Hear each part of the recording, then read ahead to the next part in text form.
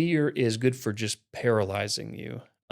Paralysis is the worst outcome. So, if you're a pilot and you see a mountain coming at you, well, you're afraid. You should be. It's a mountain, right? But you can't let it paralyze you, because if you do, you're going to run into it. So what Mhm. do you do? Okay, well, do I turn to the left or to the right? Do I go above it? Do I try to land before I get to it? You have to make a decision. Welcome to the next episode of the Is What It Is podcast. Today we have my good friend Daniel Smith, Dr. Daniel, on. He is a sports doc with Andrews, and my partner in Drip, a worker outer. He's a beast. He's jacked out of his mind. And so, yeah, we want to learn from you today and let the conversation roll. Welcome. Thanks for having me. Yeah, so we'll kick it off.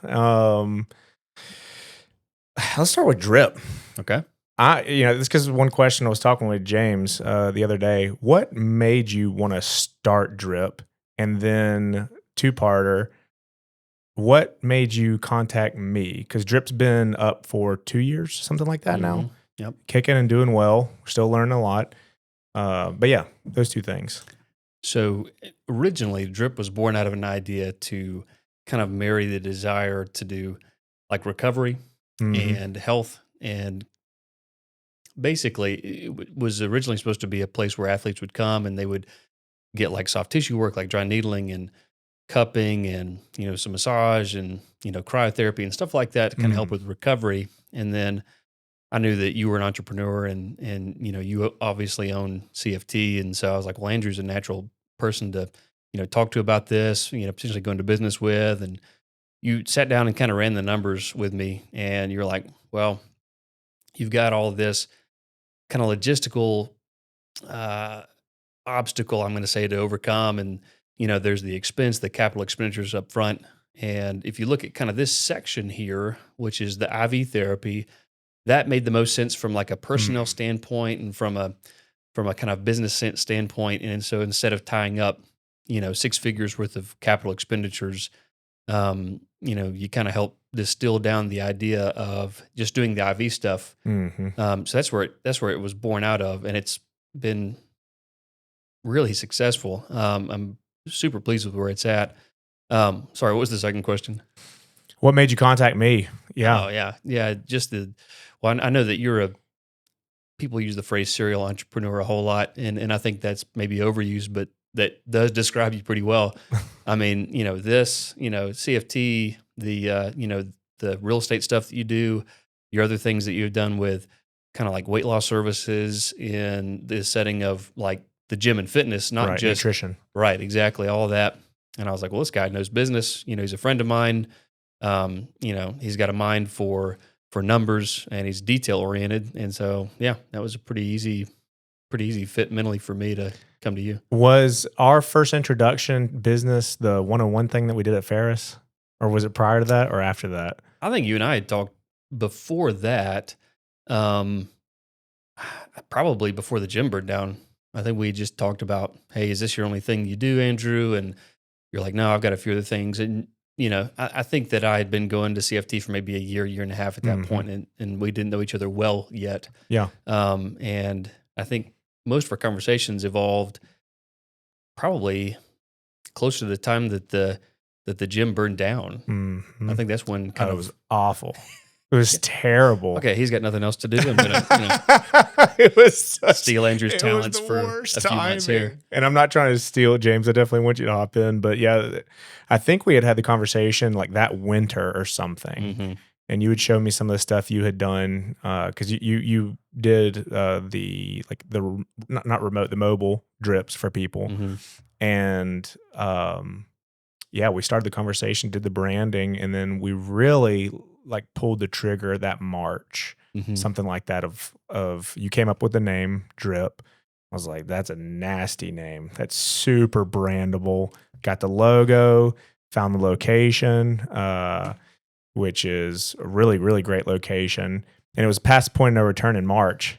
And then in May, when that happened, we had already announced we're coming, and there's nothing you can do. And Daniel and I did not go the franchise route.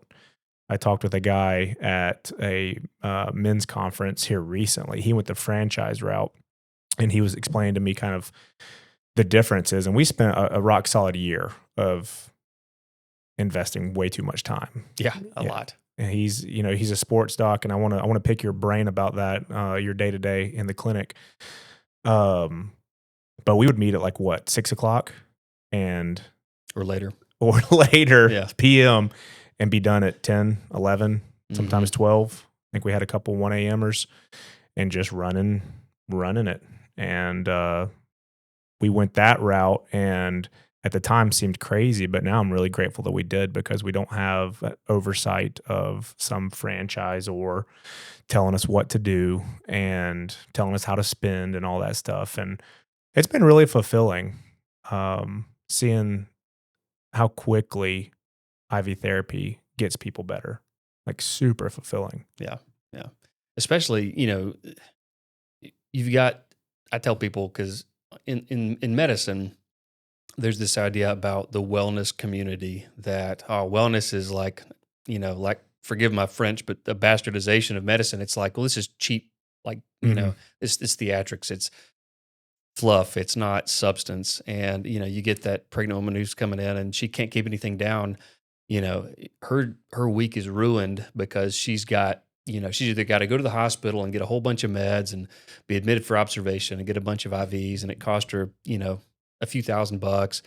She's got to go to all these outpatient follow-ups for her OB and, this med and that med. And really what she needs is a little time to relax. She needs, a liter of fluid or maybe 2 liters of fluid. We put a little Zofran in there or something for nausea. And then suddenly she's able to function again and go back to her job or her family or, just her life. And that kind of stuff has been really rewarding. And we've had a lot of people with medical issues, like several people with POTS, postural orthostatic tachycardia syndrome, where basically their blood pressure is just unstable. Like, they just can't maintain a decent blood pressure, and they'll come in and they'll get an IV and they'll leave out feeling like $1,000,000. Just, these underserved populations of people medically that it wouldn't occur to you to to make a service just for those people, because you don't hear about them that often. You hear about pregnant moms and stuff, and but but as far as like these people that have some kind of issue that would be easily served by a service where, hey, the nurses are great at starting IVs. That's most of what they do, from a technical standpoint. IV fluids is, a known easy treatment Mhm. without a lot of risk, as long as you screen people appropriately. And just offering this to people on an outpatient basis without having to get admitted to the hospital, go to the emergency room, something very, very expensive when gone through the traditional medical route. I mean, that's been eye opening for me personally. I mean, I thought we were starting it for like athletes and getting some vitamins in, and hey, I'm training for this or I'm recovering from that, and kind of that was the target demographic. And I thought maybe there'd be some people who partied a little too hard the night before and were feeling it. And there's a few of those, but not many. Most of them are people who have a GI bug, and they're just trying to get over it so they can get back to their job, Mhm. or go back to, their family, or they've got some travel coming up and just want to get tanked up before they travel, because people lose a lot of fluids going on an airplane. And, that kind of, it's almost like it almost like it worked out because it was supposed to work out. Right. Yeah, I agree. When you say that, other doctors, you said typically, don't let me put words in your mouth, look at wellness services as like, Mhm. looking down on them. Mhm. What Mhm. would you classify as those services? And then also, what would you say is that most doctors want the average patient to do?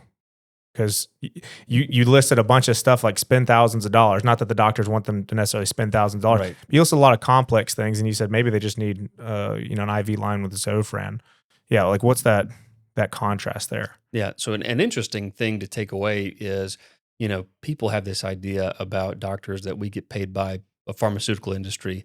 And decades ago, that used to be the case. But with the passage of the Sunshine Act, you can now see what any doctor, including myself, gets from any rep. And if there's a check to be written, I've yet to receive mine for whatever that's worth. But the pharmaceutical industry, as far as what it's worth, is an order of magnitude almost smaller than the wellness industry. And the wellness industry is everything from like supplements to like maybe direct to consumer, like rehabilitation products like the infrared lights, or like cold plunge tubs or anything that you can buy, or even something like intellectual property, like the ketogenic diet that people have published in a in a book, or all these kinds of things. Those technically are considered wellness, and part of the reason that doctors kind of take this jaundiced view of the wellness industry is because a lot of it isn't regulated.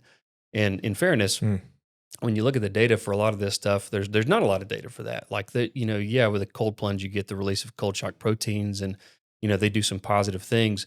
But what you're interested in is a long term outcome. And if you look at the long term outcomes of people that do cold plunges, if you remove the cold plunge from like their routine, so to speak, they're not any less fit or any less capable. But there's this phenomenon of basically the person who is interested in fitness and wellness and getting and bettering themselves, they're going to tend to do the other things, the big movers like eat Mhm. well, sleep well, move Right. well, that really move the needle. And then they're kind of attaching these things like supplements or like recovery routines or things like that, which might have a 1% improvement, which is why you're seeing athletes that are performing at the highest levels using these things, and yeah, they're getting a gain where they've already done the 99%. For them, that 1% difference means that they're successful in their endeavor at an elite level. But for most people walking around, what they need to do is, getting into your second question, it's you need to sleep enough, and that's usually 7 hours minimum, 9 hours maximum. Usually, it's kind of the average. They need to eat good quality foods, and I'm not a like Greg Glassman apologist, but he's right. It needs to be mostly, lean proteins that from an animal source. It needs to be mostly, fruits and vegetables, you know, and people eat a lot of like nuts. Nuts are very high in saturated fats, and omega-6 fatty acids.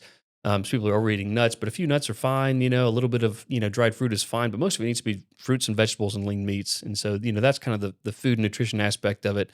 And then, you need to get physical activity. The American College of Sports Medicine says 150 minutes of moderate physical activity where you're almost not out of breath, but it's kind of like you have to take a breath in between, Mhm. in between what you're doing in order to catch your breath. So if we were on a brisk walk and I had to take a breath in between my words, that's moderate. And then intense is where you're kind of having difficulty catching your breath. You couldn't probably hold on a conversation like we're doing now. But ACSM says 150 minutes of moderate, 75 minutes of vigorous a week. And then twice a week, you need to lift basically or do resistance training for the entire body. Like that's what, the established medical, body of knowledge says is kind of the starting point. And I would argue that in a calorie rich environment that we live in now, that's probably underdosed. Most people probably need more than 150 minutes of vigorous, or 150 minutes of moderate and 75 minutes of vigorous. But that's a great starting point. And I think if we could get people just to that point, Mhm. man, we'd have a healthier populace, and you wouldn't see the need for the GLP-1s, and you wouldn't see the need for the, you know, for the fin back in the day, or all of these drastic like bariatric surgeries.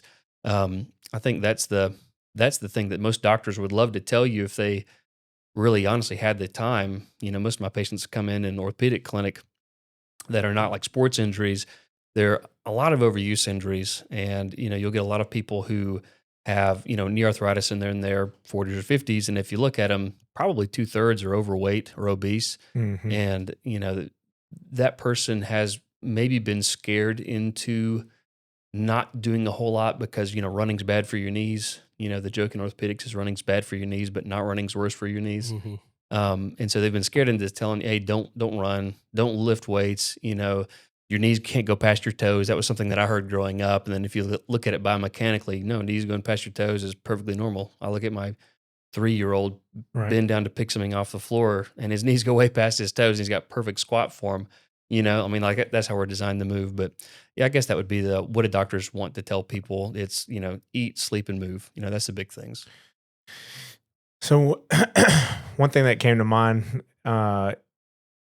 is a lot of folks when they go to the doctor, and we talked about this the other day, they're told explicitly, like when I had two slip discs when I was younger.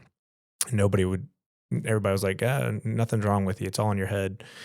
And the first doc I went to gave me two painkillers, anti-inflammatory, and a muscle relaxer, and I threw those scripts in the trash. Um, and that made me really. not trust that doctor specifically, not Yeah. doctors in general, but that Yeah. doctor. But I've always wondered, like, would you assume is in that doctor or those doctors' heads when they're like, you can't do like that, no more running or Mhm. no more CrossFit. We hear that all the time, even though they may not be familiar with it at all or not familiar with anything. Shut it down, but not look at the biomechanics, like you said. Like, what's in those doctors' heads?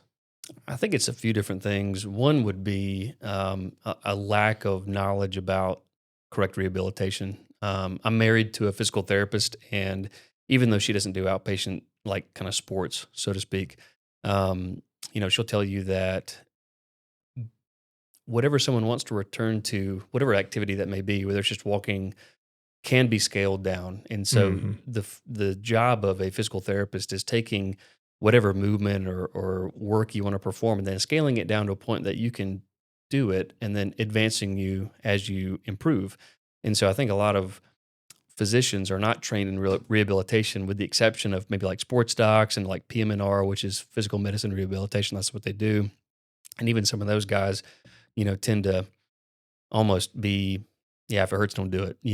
That's an easy answer. And a lot of people don't want at the same time like a complex, nuanced answer. Like most people are Mhm. not like you who say, hey, listen, you can't deadlift, but pick up an empty Olympic bar and, start unweighted. And then maybe every week or two you add 10% to that until, you're Mhm. pushing your boundaries. Like uh, we have a coach at CFT, who's got a back issue, and she came to see me, and we talked about, hey, you have this anatomy that predisposes to a certain kind of pain, but here's a way to kind of rehab around that. The traditional rehab wouldn't have been successful with her, so we put her in a gravity neutral position, and then had her do the exercises in basically like gravity neutral or even gravity negative from a hang position.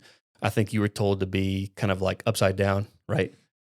I was told a lot of different things. But I mean, with the reverse hyper, Yes, yeah. unloaded. Hmm. Yeah, Yeah. So you're deloading your spine in that position, but you're still activating the yeah, musculature.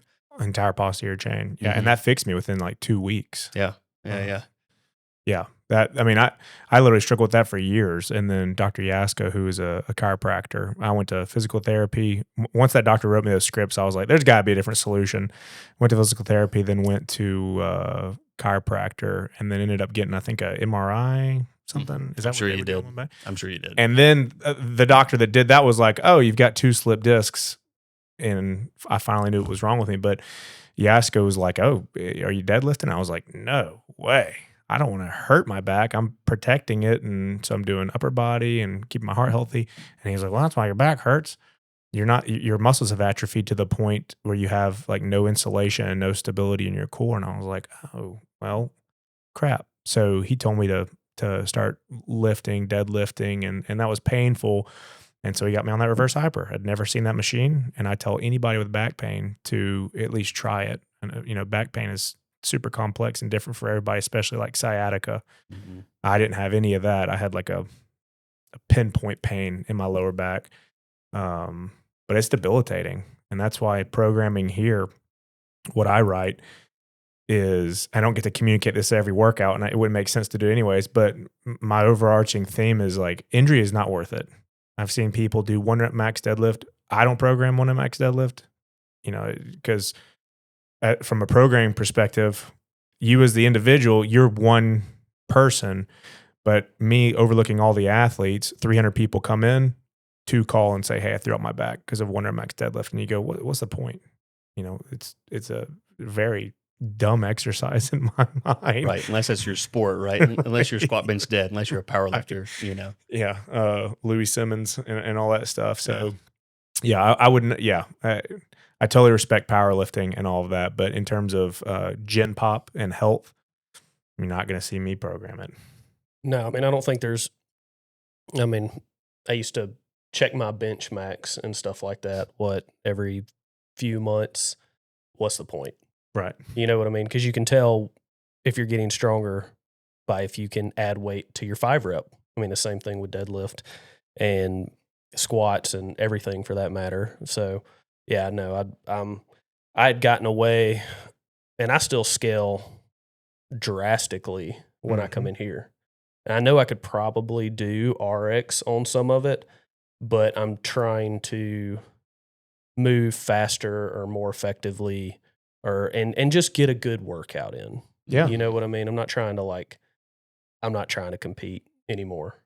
Well, I tell people all the time, the way I program, so RX, so I know everybody watching this knows CrossFit Trussell is the affiliate I own. But people do CrossFit class, they do Reboot class, they do Legends class, and then we're going to offer High Rocks here in the spring of next year. And those are all different ways to get in shape and get healthy. But with CrossFit, I would say that my program is probably like 75% CrossFit, a lot more like OPEX and experience practical driven. Because you look at go to the CAP programming, which is what CrossFit supplies to affiliates, and it's just wild. Like Mondays, 1 rep max deadlift, Tuesdays, Fran, Wednesdays, Murph. And to me, nothing against that programming, but you've got so many more tissues in your body other than your primary movers. Like just doing a 1 rep max deadlift, like, are we working our secondary and tertiary muscles? Are we working those 10 characteristics of fitness, like balance and coordination? Are we developing the worker outer into an athlete? You know what I mean? And with you saying you scale, the RX is, I just try to envision like an avatar. Like I'll think of Cam for an RX plus. I'll think of Lee for an RX plus. For Sophia, it's not some like ethereal RX plus, this is harder. I'm actually thinking of a specific group of athletes that should be doing those weights. And so when you scale, it's not that you are a scaled athlete, because I know a lot of men struggle with that. It's like, well, it's RX or bust. And then those same people ask me, like, why am I not getting better? How in the world is Daniel beating me? I was stronger than Daniel. It's like, It doesn't happen. Well, it's like, well, Daniel, on the days that fill in the blank, and I shouldn't have used you as an example, but for, let's say, an athlete that can't do pull-ups, on that day, they're actually doing jumping chest to bar pull-ups intensely, or they're listening to the coach and doing the kip swing to develop the skill and not the strength, just the skill.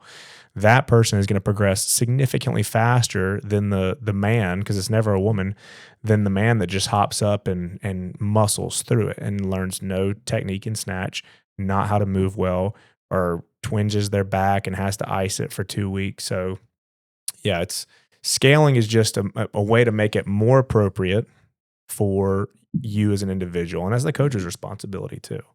Well, and I think a perfect scale is, or a perfect RX plus, whatever, when you're thinking about programming that, is that everyone, if you truly scaled it perfectly and everyone was trying their hardest, everyone's scores or times would be exactly the same. That's exactly right. That's an appropriate scale. And the workouts you're describing, I'm actually surprised to hear that. You said OPEX. Yeah, OPEX.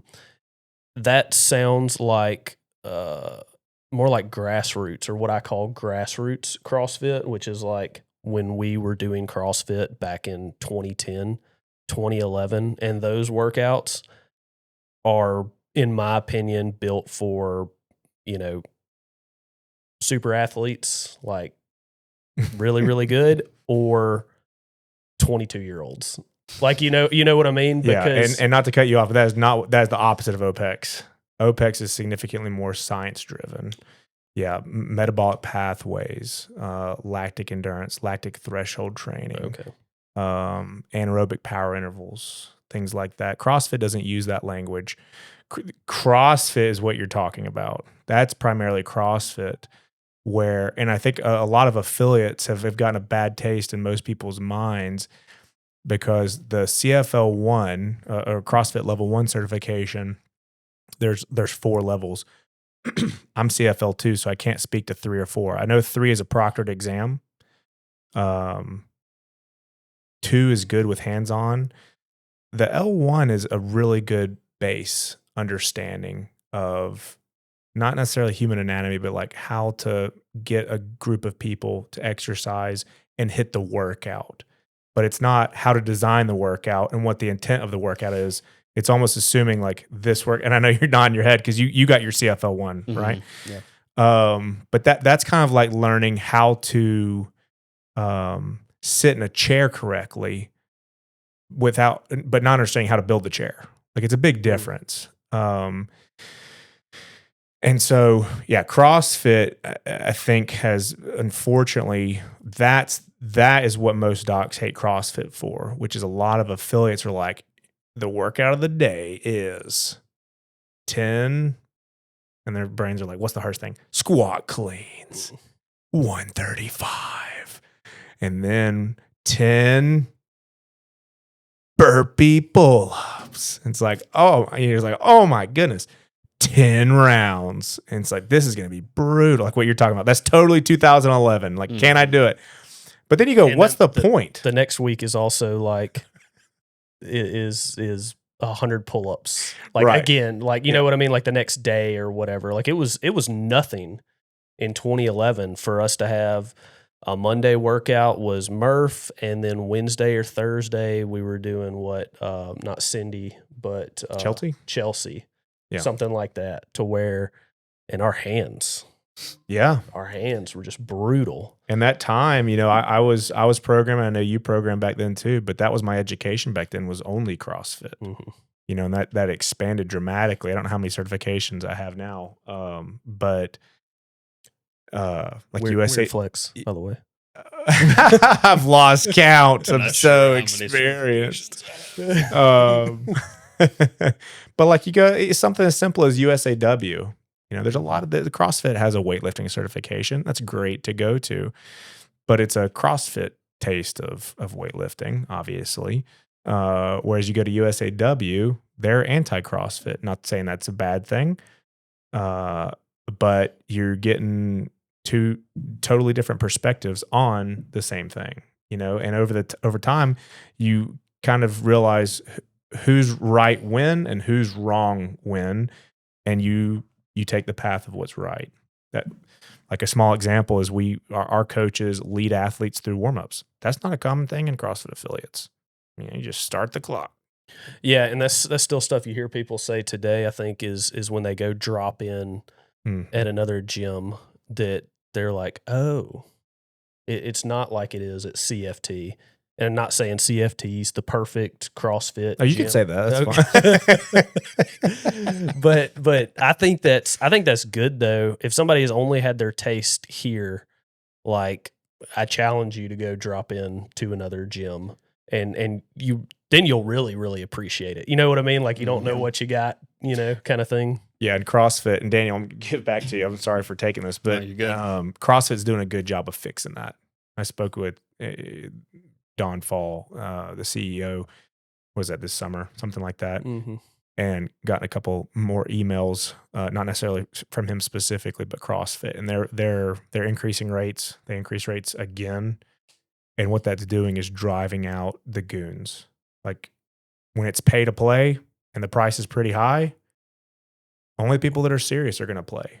Back in the day, it was $1,000 a year to be an affiliate. Well, who can't borrow that money if they don't have it?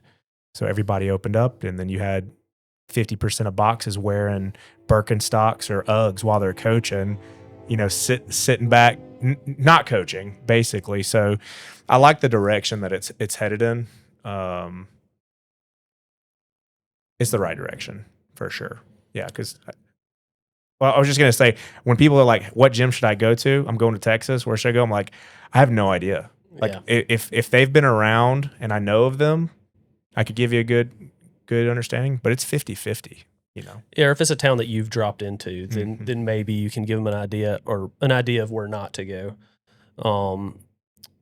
I do want to go back on the IV therapy thing, but since we're on CrossFit, in your opinion, why CrossFit for I guess overall wellness and health and stuff? Because you obviously choose to do it. I know you also do regular bodybuilding style, right? Yeah, yeah. Do the buys and tries and stuff like that. That's just the fun stuff. It's testosterone boost. It is. So yeah. But why do you choose CrossFit? So I chose CrossFit originally because it made me do something I wouldn't do otherwise. Kind of you alluded to the old buys and tries, the body part splits.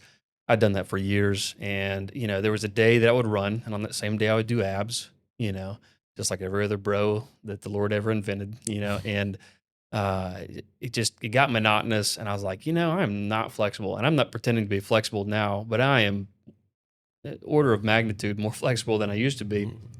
Um, and someone might say, like my wife, she would be on the exercise bike, at the Globo gym for 40 minutes and be like, all right, call that a day. That got my workout in. And so she would never do strength, which is really interesting given that she needs strength on a daily basis for her work as a physical therapist in an inpatient setting where you're literally getting people up out of the bed and getting them to walk or moving them, from the bed to the chair. Even from bed to chair, interestingly, is a big jump if you've never seen anybody supremely deconditioned. But it forced me to do things that I would not otherwise do. And again, this is another Glassman quote, but he said the intensity is the shortcut to results, and he's right. Like I can do a 15-minute workout here, and I felt like I got run over. Just completely waxed. I'm tired. My CNS is drained. Like I'm like I got a good workout in. And I can spend an hour and a half and have before at the YMCA or wherever you want to go, and like walk out of there and go like, all right, well, that was good. I guess I'll go home and eat my macros or whatever that is. And Yeah, but how many Instagrams can you go through at the Y though? And TikToks, right? Like man, that is awful. I hate when people sit on a freaking piece of machinery and they're just on their phone. I want to be like, just leave, man. Like do your workout and then scroll Instagram on your own time. You know what I mean? I don't know. It's a pet peeve of mine, but the reason that people, I think, do that is because in reality, they like the idea of working out and the idea of the results more than they desire to put in the time and actually get them. It's kind of like it's an aspirational thing. I mean, what do you mean by that? Well, everyone wants to be jacked. Like every dude wants to be jacked, or they want to look good, or run this time, or they want to whatever outcome they want. But then when it comes down to doing the things that will actually get you that outcome, very few people are willing to do that. And I realized I was one of those people. Like I would lift buys and tries and chest and tries and I mean, whatever all the time. I would do that. But then in the back of my head, I'm like, I'm not functionally strong. Like when I would pick up something back in the day, man, I would hinge at my waist. My quads were not firing a bit. Like I had hamstrings for days because I could only bend over. I couldn't actually squat down. And so like from a functional standpoint, if I had to pick something up like from the ground and my back couldn't do it, I was hosed. I just thinking like that's not useful. That's not functional. That's not like in an emergency situation. Like would I actually be of help to anybody? And so I kind of just go, well, I don't want to do these things naturally. Like if you said, hey, Daniel, you've got to squat clean or you got to do a front squat. Like I would never choose that. But I joined CrossFit because I realized that's where my weakness is, and CrossFit forces me to do something I wouldn't otherwise choose. And so I'm kind of predetermining what I want my actions to be. There's something called a Ulysses Pact, where Ulysses is sailing home, and he knows he's about to reach the island of the Sirens. And so what does he say to his crew? He says, "All right, strap me to the front of the boat. Don't let me move no matter what I do, and then you guys pack your ears with wax so that you can't hear the siren song." Because he knew that as soon as he got there, he would if he was in command of the ship, he would run it right into the rock where the sirens were. And so he predetermined, I'm going to make a good choice about this before he got to the choice. That's called a Ulysses Pact. And so I kind of made myself a Ulysses Pact. Like I'm going to force myself to do something that I would not otherwise choose to do, just given my own devices, and then carry it through. And I will say that, my bench is a little bit less than it used to be, but I'm a heck of a lot stronger in my legs. I'm a lot more flexible. When I am asked to move something or do something, I don't feel like I'm incapable. I feel like in an emergency situation, I could actually get something done. And so that's why I'm doing it. Basically because I want to put, feet to my thoughts, basically. And it's also, I think, whatever your goals are and whatnot. My wife does bodybuilding, traditional bodybuilding, but she also did competitive bodybuilding. Right. And I think it's it's whatever your goals are and what you're wanting, whether it's, I guess, like functional and day-to-day life, or whether it's aesthetically, right? For a lot of people, it's, I would even say the majority, or the vast majority of people, work out more for aesthetics than they do for, health and wellness. For sure. And your wife's one of the people who will actually do what she says she's gonna do. Like everyone says, like, I want to be jacked and I want to be fit and all this other good stuff. And they come and, fart around in the gym for an hour and then leave. But your wife is actually someone who will go like, all right, I'm going to be this percent body fat by this date. And she will freaking do it. She's one of the few people that is internally motivated enough to actually do that. And, speaking just for myself, I am not. And so I have to go and say, hey, Andrew, I need you to, basically train me through CrossFit in order that I can reach the results that I really want. Yeah, and the hardest part's obviously the kitchen, right? I think for everybody. Yeah. I'm at my heaviest right now than I've ever been. Still in better shape than the majority of people, 100%. just because, I still try to train and I have my wife, You could jump over a fence. Yeah, I could jump over a fence. I may not be as nimble as I was when I used to jump over a fence, but I can still get over the fence, still get around, and for us, so much of it has become that little one in there, right? Being able to get her around, lift her, move her chair, and not shy away. Like when we went on vacation recently, right? And we went on an excursion to save the baby sea turtles. Okay. When the sea turtles come out, there's some that I guess aren't strong enough to get all. I mean, because it's a 6 foot, 10-foot hole, whatever in the sand where this nest is. But a lot of them come out, but not all of them, not the weak ones, right? So they'll actually let you go down and dig the last ones out to save the baby sea turtles. And let me tell you, in Mexico, at the Save the Baby Sea Turtle expedition, there is no wheelchair accessibility. There is no. So for me and her, it was a bicep workout for 1 hour, right? It was it was holding her. And and so that's kind of where ours comes in. And another thing I want to touch on, because this is something that me and Candace talk about, and I used to do it all the time. And I know you guys, I want to hear what y'all do now. Because I used to be beautiful. I used to be like... Used to be? I used to be. I appreciate that. But I used to be ripped to shreds, right? But I also was 22, and I would dig ditches in the morning and come coach CrossFit and work out in the evening, and only ate pork chops and apples and eggs and bacon. Like, that was my whole diet. So I didn't even know you ate eggs and bacon. I thought it was just pork chops and apples. So the mornings was eggs and bacon. But yeah, that was. Do you know how many people tried the pork chops and apples diet? I tried it for like a day. It's delicious. It's delicious. He was. I don't know what your percent body fat was, but it was crazy low. Yeah, crazy low. And then of course, he's not a nutritionist. I guess anybody could technically be a nutritionist. No certifications, but people flock to him. I tell you what, like, he had the gospel. Like, what are you doing? What are you following? Results matter, man. Expecting some, very, very complex, nuanced answer. And he's like, pork chops and apples. Yeah. And I hate that, like, I told so many people that, because, like, you learn as you get older, right? I was 22. My T levels were my T levels were through the freaking roof, and I would get up in the morning. I worked for Mike Pender, right? And then I was a baby cop after that, and whatnot. And so I'm getting up doing manual labor, and all I'm getting is pork, apples, eggs, bacon, and when I get done with my manual labor, I'm going to work out, and then I'm going to coach. And I'm going to be at the gym. Yeah. So it was working and gym until it was time to go to bed. And then you do it all over again. And pork chops and apples was probably a pretty good diet for that. But also when you're not sitting at a desk, right. All day long. And I also, didn't have any real responsibilities, right? Like, I mean, the biggest one was I was about to get married, but at the end of the day, you know, we didn't even need money; you just needed love and a roof over your head and a bed in there, and that's all you that's all you needed, right? Do you, Daniel, when you see a patient, not to jump directly into COVID, but here we go. Because I'm gonna have to mute this.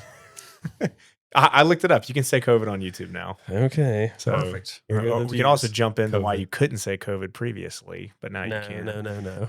Wait. I have my question first. I'm so sorry. Oh, okay. All right. And then Let me and then- remember then what you was can go- COVID. Got it. Okay. Yeah. Write down COVID. So back then, people would come to me and they would be like, "Just tell me what to do," Uh-huh. and I would spend legitimately an hour. And it was even after pork chops and apples, right. eating macros and stuff like that. And I'd be like, here's what you do. Here's how you calculate. Here's how you're going to do this and this and this. And you piece it all together. And my wife's been through the same thing where she's had so many people like, holy crap, you know, you're in your 40s. You look amazing. How do I get there?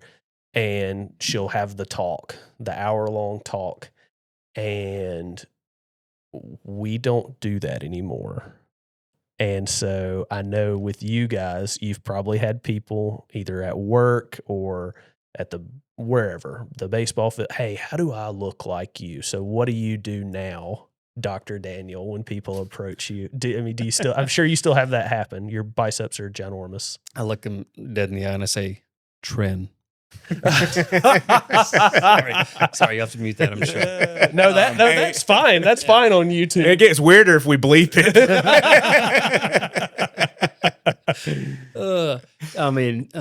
I tell people, like in the clinic, if someone asks me what do I eat, almost always it's someone who has an orthopedic problem. You know what I mean?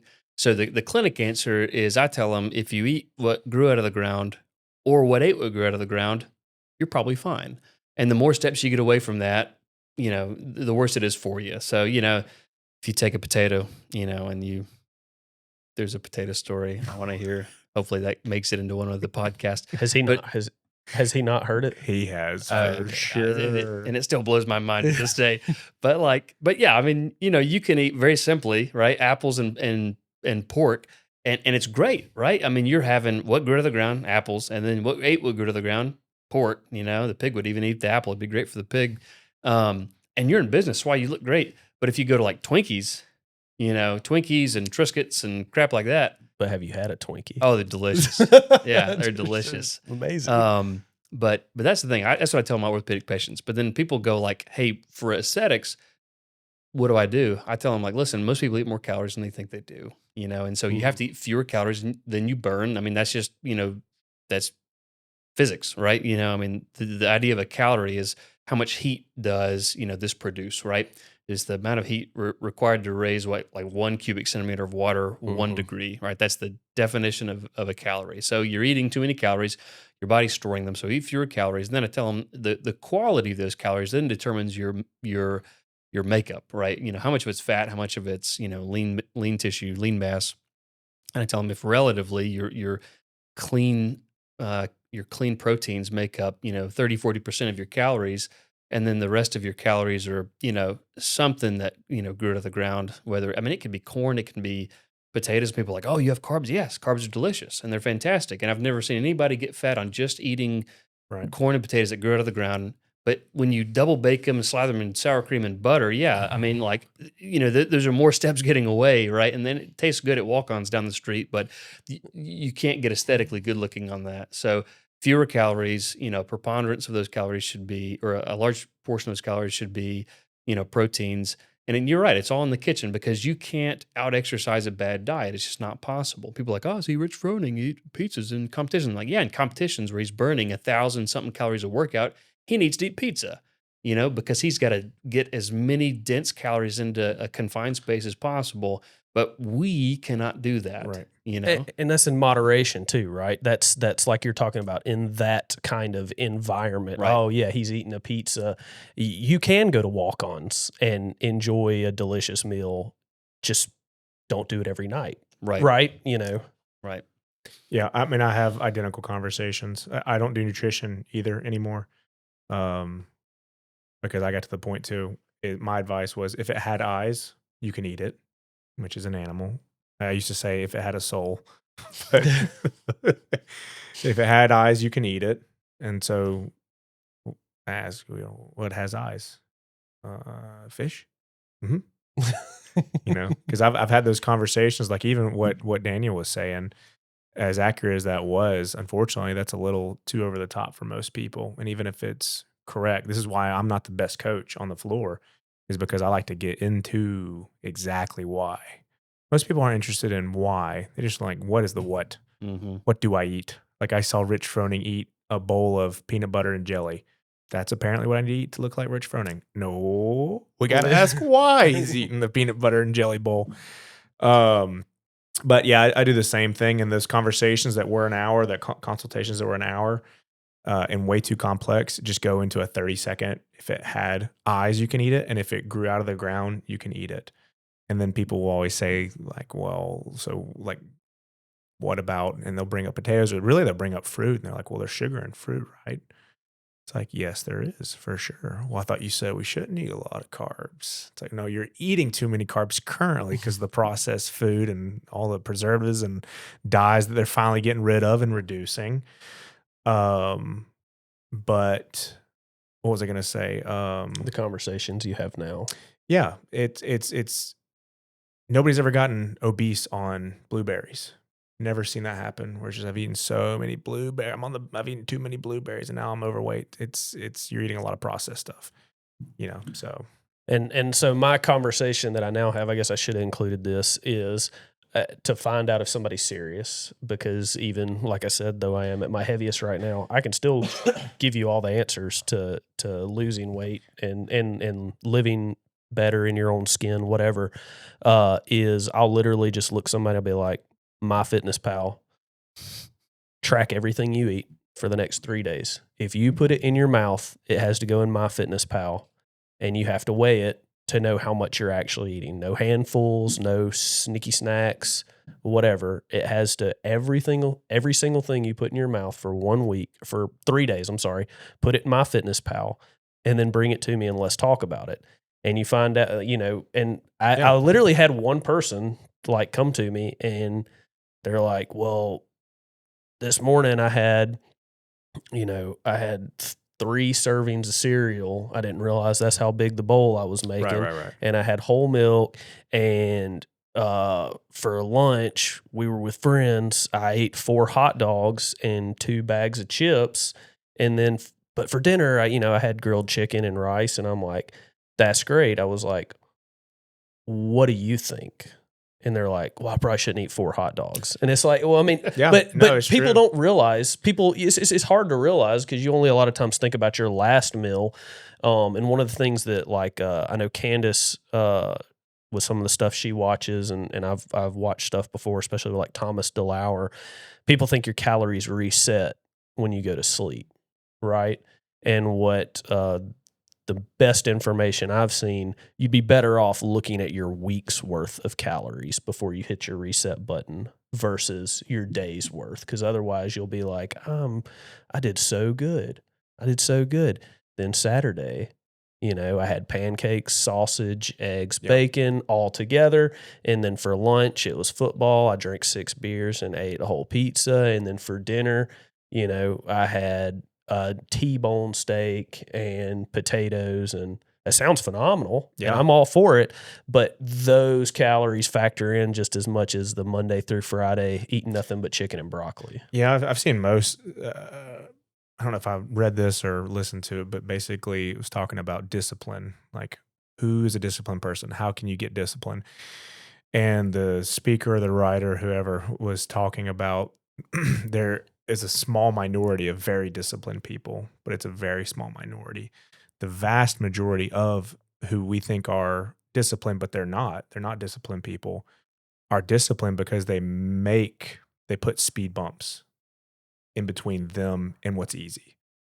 So that's what makes them disciplined. Like, instead of having the sweet treats, like you're talking about T-bone and, T-bone, let's not include T-bone, but the beers and all of that, instead of having that in the house to where you can go get that at any point, not having the ice cream in the freezer to where you can have that convenient, I will have a cheat night tonight, but making it to where you have to go to the store Mhm. and go get it. And then what your brain does is you go, I think that's tiny habits, is you go, I'm not going to go. I'm just going to sit here and eat the Greek yogurt that I have. Yeah, Atomic Habits. Yeah, that Atomic book, habits. Atomic Habits. Yeah, exactly. Yeah, and you're predetermining again. Going back to the Ulysses Pact, you're predetermining when you're at the grocery store. I'm not going to buy that. We just had Halloween, and both my kids came back with 2 huge sackfuls of candy, and I immediately took one of them, and I'm like, I'm taking this to the clinic. This can't stay in our house because I know what I'll do. It'll be 10:30 at night, and I'll be doing my work on the computer, and I'll go, "I'll have a Tootsie Roll." I don't know what it is about Tootsie Rolls. They're not even that good. They're just Tootsie nostalgic. Roll, Yeah, like, it's mostly wax. Let's be out honest. of all the candy Yeah, you I could know. choose out of I that know. Halloween bag, I know. like the Tootsie Roll. I know. It was because if I had a Reese's cup, I'd feel bad about Reese's cups because in my mind, if it's sweeter and it actually tastes better, it's worse for you, which may be true. I don't know. I've never looked into it. But I'm like, yeah, Tootsie Rolls, it's not even real. It's not, it's like 40 calories. So I have like a handful of Tootsie Rolls. But yeah, you get rid of that crap, and then it's not a thing. When RFK first was nominated the Department of Health Secretary, I printed out his face like at that scowl that he's got all the time, and I put it on the jar of peanut butter because that's my thing. Is like I want a tablespoon of peanut butter or two every night. Every night I want one, and I pick it up and I see that scowling face. I'm like, frick! I said I wouldn't do this, and I put it down. Yeah, just that little Yeah. mental road bump. You go, shouldn't do that. And that is one thing that back when we were doing My Vitality that we would include in all of we would always do a 60-minute or 45-minute, what do you call it? I don't know, little lecture thing. And we would always include that example specifically about a tablespoon of peanut butter, going back to the point you were making. I was just about to say it to us. He was saying it. I was Yeah. like, because, if you haven't done MyFitnessPal or you think, well, I'm eating a tablespoon of peanut butter, until you put it on the scale, you think you're eating a tablespoon. You go, oh my gosh, my tablespoon is 2.5 tablespoons. no, if it fits on the tablespoon, then that's a tablespoon. Yeah, right. Peanut butter sticky. So you get on the back and then you can like swirl it around. Yeah, absolutely. Like making peanut butter like a DQ, Dairy Queen cone person. Yeah. It's like, oh, whoa. So, yeah. And then lifestyle, what you're talking about, is the best way. Having a lifestyle, getting up, getting active as soon as you can. I tell people all the time, like people that want to be competitive, try to get your heart rate up twice a day. You don't have to wake up and come do an intense workout and then lift again because you'll like blow out your hormones in your CNS and you'll just, after like 3 days, you'll just be exhausted. But if you can change your lifestyle to where you're more active, like you were saying, you were digging ditches. The best shape I was ever in, I was working at 2 Men in a Truck, doing jujitsu, doing CrossFit, and coming up to the gym and building things, moving around. So just not sitting still. Mm-hmm. Yeah. I want to go back to the COVID thing. Oh yeah, go with it. And I still have an infusion thing too that we have to circle back to. But let's do COVID first. So with, I made a video to KIV, like, please give us information, because they were like not wearing masks, and it was, the hospitals at that time. Candace had our daughter, and they like locked us down. And then once we got into the room, like the nurses would take their masks off and talk to us, and it was almost like smoke and mirrors talking, blah blah blah. And I made a video because I emailed the state officer or whatever, KIV, and got a voicemail back because I told him we were doing one CrossFit class on this side of the building in the parking lot and a CrossFit reboot class on this side of the building. So it's a building space 20 feet apart, and got a voicemail back. And they said, yeah, we really don't want you to do that. We want you to go to a park, offer it for free to the public, and that would be better. So preface my question with some of that information, including the video that I made to KIV asking for information. And in it, I said basically, of the comorbidities that are associated with COVID, like heart disease, type 2 diabetes, and obesity, I think those are the top 3. The top 4 ways to reduce those were, you already mentioned them: de-stress, sleep, eat, and exercise. Kind of that wellness that we were talking about at the very beginning. for the doctors, and I'm not attacking all doctors or all human beings because we all went through it and it was scary and all that stuff. But for the people that have hung on to getting away from kind of those four things like sleep, eat, exercise, and de-stress, go into like the medication, and you see what I'm saying? Why is that? What is in those doctors' minds? Is it something in college? Is it a liability thing? Is it like the medical establishment? Because at that time, maybe people were scared to speak out. Um, but I feel like I couldn't get any information that was grounded in what was on the CDC website in terms of like how to actually save your life. Not be, if you get on a vent, how do you reduce your risk? Don't be obese. You know what I mean? Mm-hmm. So I don't know if that's it's a long question, but I think like everything else, it's probably more than one reason, but you have a group of people that are extremely mechanistically trained. In medicine, like medicine was born out of mostly infectious disease, right? I mean, the preponderance of medical advances up until very recently have been how do we keep people from getting sick, like washing your hands, like because that prevents the spread of germs, to like how do we treat it. And then we got, hey, penicillin comes from this mold that grows on cheese, and then if we apply this mold solution to a wound, people get better, they lose their infection. And so we've been a very mechanistically driven, reactive kind of specialty for so long, and that tendency is ingrained, I think, in how we're trained, right? Diabetes, type 2 diabetes is a result of insulin overproduction over time, and insulin resistance, fewer insulin receptors being put out, and yada yada yada. And so we think, oh, we'll just put you on a crap ton of insulin. right. You're insulin resistant, we'll just beat that into submission, which makes people more insulin resistant. And so I think part of it's how we're trained mechanistically. There is a hormone, or there is a drug, or there's a metabolic pathway, or there's a whatever that we can treat with, some kind of chemical or product, right? Which, by the way, a lot of our products are naturally derived. Digitalis comes from the foxglove. Paclitaxel comes from the Pacific yew tree, which is, paclitaxel is a chemotherapy drug. So, on and on, we're actually getting drugs from nature. So people that think, oh, I'm not going to take this drug, I'll do this natural thing like red rice yeast for cholesterol instead of a statin. They work on the same thing. Red rice yeast is just a lot less effective at doing it. So it's not to say that all drugs are bad or that most drugs are bad, but I think it has to do with our training, and that's what we're taught to do, is think mechanistically. And then I think also there was a dearth of information on, truly how does COVID spread? What's the safe distance? Fauci talked about, I basically pulled 6 feet, social distancing out of my rear end, and I think if the medical establishment were more honest about what it doesn't know, I think that would breed a little more trust. Mm. I think the thing that doctors are afraid of is admitting that we don't know something. I think that really plays into it because, people kind of have historically put on doctors' shoulders, you have this advanced medical training, you've got to have an answer to my question. And even to this day, people ask me a question about like dermatology, and I don't know. I mean, it's go, if it's wet, dry it. If it's dry, wet it, making a guess here. But I went through medical school, but I don't do dermatology. And so Mhm. because of that, I am quick to tell people, hey, if it's a rash and, I don't really know what it is off the top of my head, like, please go see a dermatologist about this. But a lot of doctors are going, oh, that's probably impetigo, or that's probably, pityriasis, or that's probably, or whatever. And they'll just do their best guess because people expect us to kind of just have an answer for everything.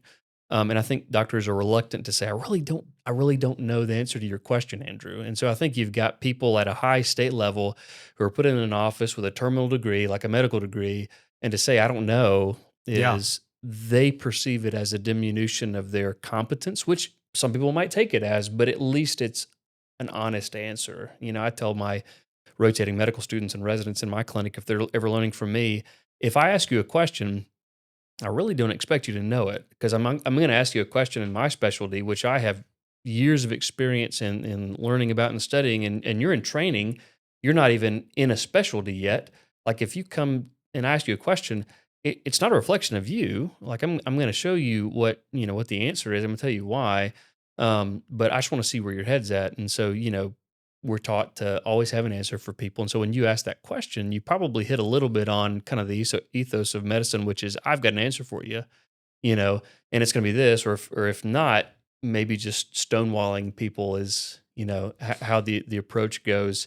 Um, but also, I don't think it has anything to do with I'm going to push a drug. I don't think it has anything to do with that because again, doctors don't really get kickbacks. We used to get really lavish vacations paid because of they take you to a place and do Mm. continuing ed in Barbados, and that was lovely. That didn't happen anymore, by the way. Um, but like as far as like a check being written, that doesn't really exist. And the sunshine laws have really cut down on any kind of like gift or whatever given to docs. I really do think that it's a lack of awareness that hey, getting out and exercising really really helps, or internalizing that for some reason because again we're mechanistically trained. We need a drug target or we need a whatever. And then also, just to be honest with you, most people don't want to get out and exercise. Yeah, that's what I was going to ask you. Is it because you don't have faith in people to do the right thing on like that level? Because if they would have already be doing it, you know what I'm saying? Or That's been my experience. Like in non-surgical orthopedics, to give you an example, most of what I'm recommending includes physical therapy. A lot of it is because most people have movement pattern dysfunction, and physical therapy, that's what it's designed to treat. And so when I tell people, "Hey, I want you to go to PT," you'll get someone, "Well, I'm active." I'm not saying you're not, but you have a specific question addressed addressed to a specific need, and I'm giving you a PT prescription for that specific need. Like just because you're active doesn't mean that you don't have rotator cuff impingement. You can be very active and not have this specific physical movement pattern that's not maladapted. And so a lot of people are recalcitrant because, I mean, changing a habit, even getting someone to go to PT for 2 hours a week, I mean, that's difficult. Getting some people to like start working out, and now they're confronted with the fear of COVID. And if you're around someone, you'll catch it and, you'll die. I think that probably plays into it too. But yeah, I think that was really mishandled by the medical community. We had an opportunity there to go, hey, like, listen, your biggest risk factor is not lung disease. Ironically, your biggest risk factor is you're obese. Like having Right. emphysema, like here's your mortality rate, relative risk with emphysema and COVID, and like here's your mortality rate for obesity and COVID. And it's like, man, we're, you know, here's the opportunity. Tell everybody like, hey, if you can get your obesity down to just overweight, like your mortality gains are like threefold. So we mishandled that, but I think it's just a lot of stuff. It's culture, it's training, and it's also just population level unwillingness to get outside and do it. Yeah, and I I really like your answer,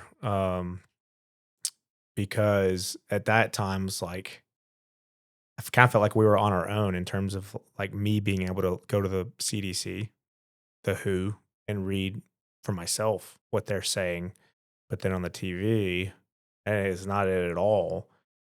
And I kind of got to the point where I was trying to make sense of it, like not that the government's evil, not that anything like that, but going to like the population who's unwilling. It's almost like the difference between psychology, and I told this to Candace, the difference between psychology and sociology, where if you do say, we don't know, we don't have all the answers, what does that do to an entire population? Do they go, okay, well, we will be relaxed until we figure out the answers? Or are they going to lose their minds? And that's why I say I like the answer, because yeah, if I think the average person does respect authority a lot and assumes authority does have all the answers. I don't. I assume authority are human beings that make mistakes and are right the majority of the time because they have a higher level of education or spent more time in that field. But I do think the people, the average person sees a white lab coat and assumes that they are a walking dictionary, and that their doctor saying, we really don't have all the answers, would lead to breakdown. People hate that answer. Like if I ever am confronted with someone in the clinic and I just can't figure them out, I go, listen, hey, I'm not sure what's going on with you. I can tell you what it's not. I'm not really sure, but I'm going to send you to someone who will, or at least for a second opinion. And people look at me like I've got two heads. They go, "How can you not have the answer?" And I go, "There are limits to what everybody can know. Maybe it's an incomplete physical exam that I did, or testing that I haven't done, or something that I haven't read, or maybe you didn't give me everything that I should know from your history. Maybe we just haven't figured out what this is." Dr. Andrews has this phrase about you may not have seen it, but it's seen you. For all these things like, these kind of less common orthopedic injuries, you may not have seen it, but it's seen you. So maybe it just reflects an incomplete understanding of the medical community regarding, what something is. And that's exactly what COVID was for a long time for us. But yeah, if you tell someone you don't know, I mean, they just go like, "Oh my gosh, I want to go like, listen, I'm 38, you know, I mean, and I don't have much gray hair. There's a little bit there, but like, there's a lot just in orthopedics that I don't know yet, and that I am happy to surround myself with people who are more knowledgeable than I am. But yeah, just I think the I don't know. I'm looking for a word here, but just the disappointment, I guess, with which people view people, professionals admitting they don't have an answer for something. I think you got to allow someone a little grace. Like if my plumber came up and said, "Man, I don't know what to do about this," I would be a little bit put out. But I hope that his or her next comment would be, "But I know a guy I'm going to ask," and that's what I tell people. I'll ask someone, or I'll get you to someone who I think should. Yeah. Well, my experience, going from COVID, like my most recent experience with a doctor prior to that was with my back. You've had great experiences with yeah, doctors. like hopefully I've disabused you. Yeah, so for me, not to, but I was like, you talk about your plumber and you saying, "I don't know." I can't believe people would get upset at that or question you when you say, "I don't know," because that is the answer. It's almost like a dictionary. Like you need another volume here. That's what you're telling them. And for me, when I went to that doctor and he was like, "I don't know, but here's 4 scripts." I was like, wait a second. I thought you said you didn't know, but now you're saying you do know that's the answer. That's what you're implying. And I think that was when we went into COVID, like that distrust of if he had just said, "I don't know, go to another doctor," I would have gone to another doctor. Instead, I went home and I was like, the whole thing is, whack. So. And if you get a doctor who tells you they don't know, they're not putting you off. Some people think doctors put, and now maybe somebody is. I was about to say, there's probably a chance, but we've talked about that before. There's bad people in every profession and stuff like that. But hopefully, if they're telling you they don't know, what they're doing is they're admitting, the limitations of their knowledge or diagnostic ability, and being that honest when someone expects you to know, I think is the sign of a good doctor. Like, the big thing for us as physicians in my field is if someone says, "I don't know, but I'm sending you to someone," that's a good doctor because they have the intellectual honesty of saying, "Hey, my limit of ability or knowledge ends before we get to your problem, but I'm going to send you to the guy or gal that does." I think that's a good doctor personally. I agree. That's a good way to look at it for sure. What was your question about IV therapy? You said you had a question about IV therapy. Yeah, so I know we talked just a little bit about you kind of really got into the wellness side of things. There are a bunch of different wellness like endeavors, right? Like and I think that's growing. I think it's a good thing. There's some things that I believe in more than others in that, right? So why the IV therapy? What drew you to that over, I guess, other wellness choices? Well, again, it kind of grew out of the desire that I had originally to just do kind of a recovery center. Cryo, things like compression boots for returning blood flow back from the extremities after a hard workout. Like TENS, dry needling, things like that. The IV therapy was honestly just a way to scratch the itch of joining medicine with kind of like athlete recovery initially for me. That made the most practical sense, like from a dollar perspective, because there are several loves and passions that I have in the fitness and wellness space, I would love to get all my patients completely out of my office and then into a gym. Like if there was a pathway to get people like, hey, you do, visit with me or two, and then you're in PT, and then once you graduate PT, now you're doing gym workouts. Like that would be perfect. Like I would love that. That's not feasible, but that's where my passion is. But they're not so many passions that I'd be willing to write a six-figure check for just out of my love for that particular passion. And so the cryo and the dry needling and the cupping and the compression boots and all that kind of recovery type stuff was just very, very difficult to make work financially. And so we Mm. could scratch that itch to have a viable business that also improved people's lives with the IV kind of niche or part of that without having to overextend financially. And again, I was going with Andrew on this, and one of the things that I did not want to do, and he didn't want to do, and thankfully so, is spend $100,000 each on all this equipment It was and all more this than that. and all this build out and all this stuff, and and then maybe it works out, economically. Um, so that and I hope that you weren't looking for something more in depth, like, oh, I just love IV No, therapy because. No, I wasn't. It truly was like, I mean, I know there's different like the red light therapy businesses Mhm. that's something that's growing even more and more. I know a lot of people can do that easier at home. I guess the IV in the span of like the wellness community, like you can have, I guess, red light therapy at your house. You can have a sauna at your house. You can Mhm. have an ice bath at your house. But most people can't just have the IV stuff at their Right. house. So I guess that makes sense on that end too.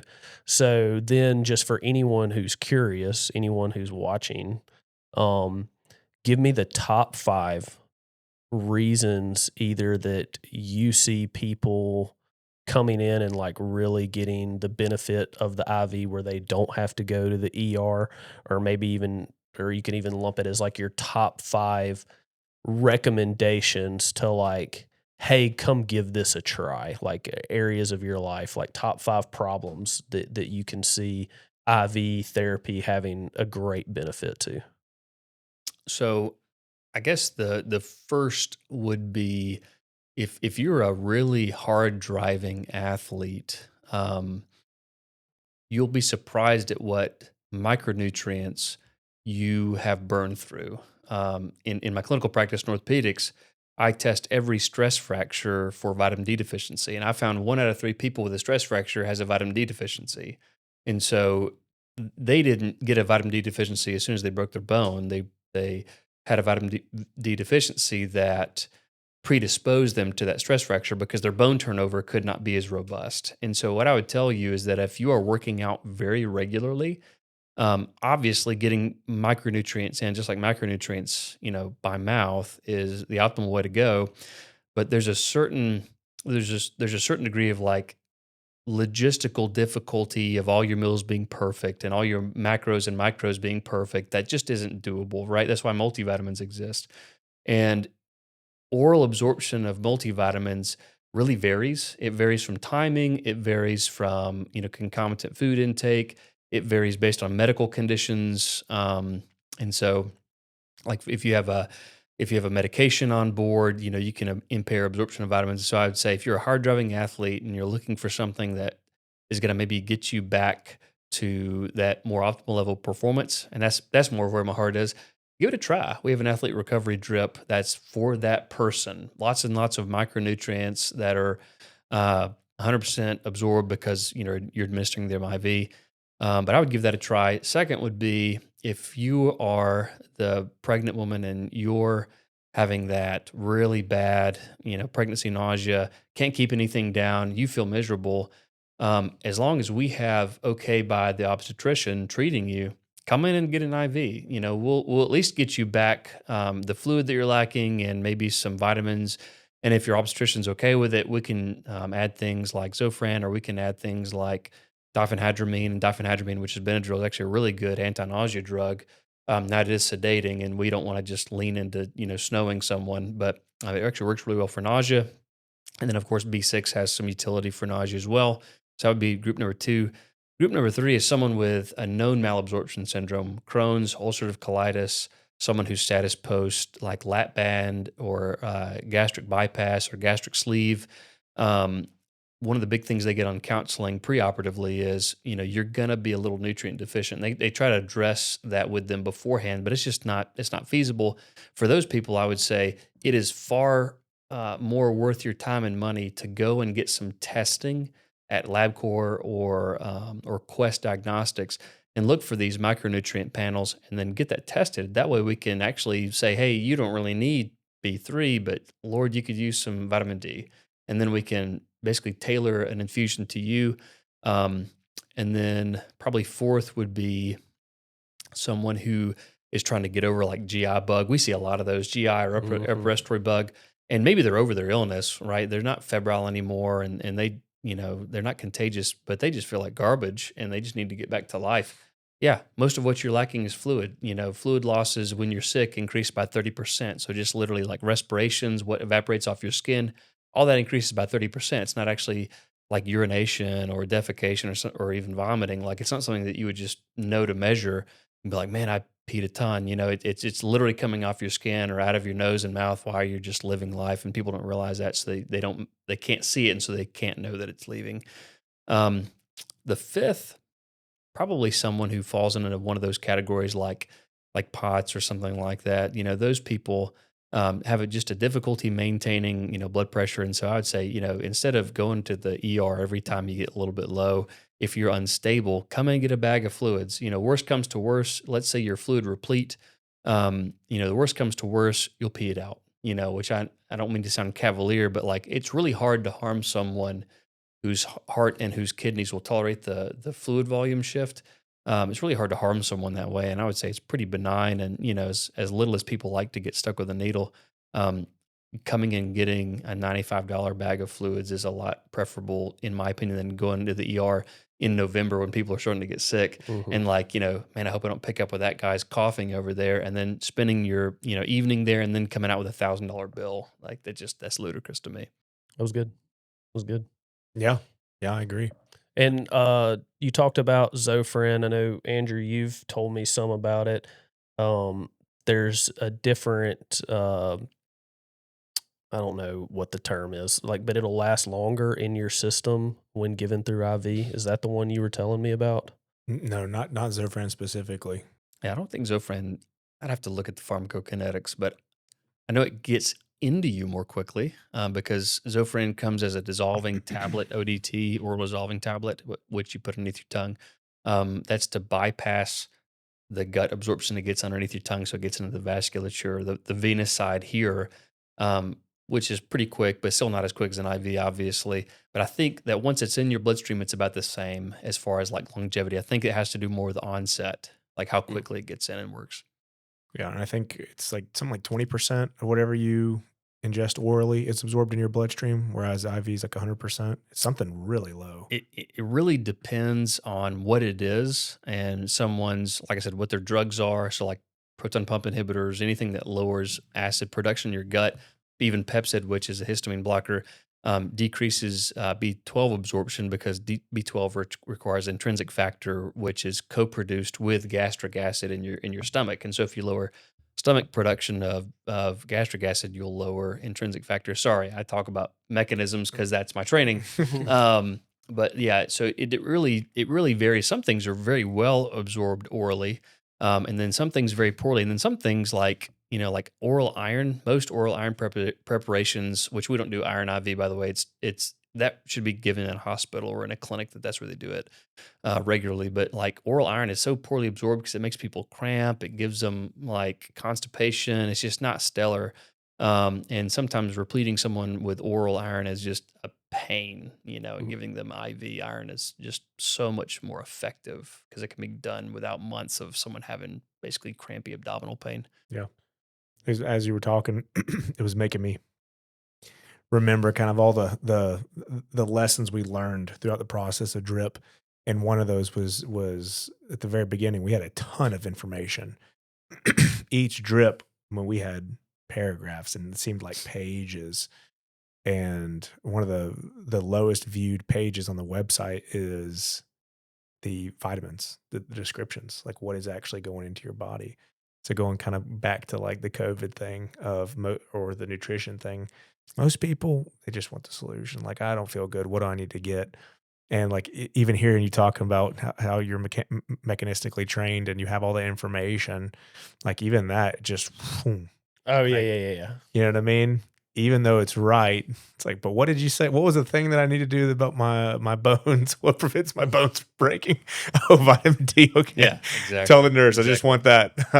But yeah, so now all of our drips are very layman friendly. And then you can always ask, when they do that intro, him and Lee do a good job of diving into the weeds. And you have a lot of people that are on Lasix. Yes. Right? Yeah.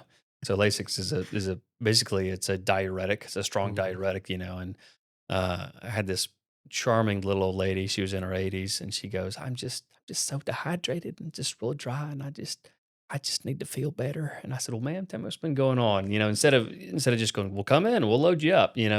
What's been going on? And she goes, ever since my doctor put me on this new medicine, I just felt awful. And I go, well, what was it? And she goes, for furosemide, I go furosemide, which is the generic for Lasix. She goes, that's it. I just hadn't been the same since. And I said, well, man, what you need is not me to shift a liter of fluid into this woman. And she was very, very petite. And so a liter of fluid in this petite lady would have thrown her way off, would have been a terrible idea.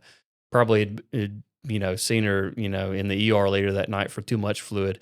But what she needed was someone to go, hey, like your Lasix dose is maybe even too high, or perhaps could be substituted for something else that's less aggressive. And so, one of the things that we try to do at Drip is really ask the patient, like, what can we help you with? Like, what are you looking to get out of this? Not just, hey, what medical problems do you have so I can clear you? But what are you looking for? And it's led to some really interesting conversations with people. And sometimes I've told people, hey, what it sounds like you're looking for is maybe not a drip. Maybe what you're looking for is this. Like for this lady, maybe you just need to cut your dose in half, or find a new medication that doesn't dehydrate you quite as badly. What are some examples of interesting conversations? A lot of people come in and they go, I just don't have any energy. That's a very common complaint. I just don't have any energy. And then that kind of goes, well, when you say that, do you mean I'm sleepy? Do you mean I'm fatigued at the end of the day? Like I just don't have physical strength? Do you feel like I don't have concentration? Because people say energy, they mean a lot of things, right? And so a lot of people just are kind of, they just feel like they don't have the staying power to complete work. 5 o'clock hits and they just want to, sit in their car on the drive home and just, sit in their, or just eat Cheetos in the car and not even go inside and attend to their, their family or get their, household chores done. And then I ask them, well, what do you do for a living? Tell me about what you eat, kind of like you said. And everybody, I eat pretty good. That's what I get all the time. I eat pretty good. And then I ask them, like, what were the last 3 meals you ate? And then come to find out, what you hear is, well, I sleep about 5 to 6 hours a night. I stay up too late watching TV, so sleep I get, isn't good. Or I drink 2 beers before I go to bed every night.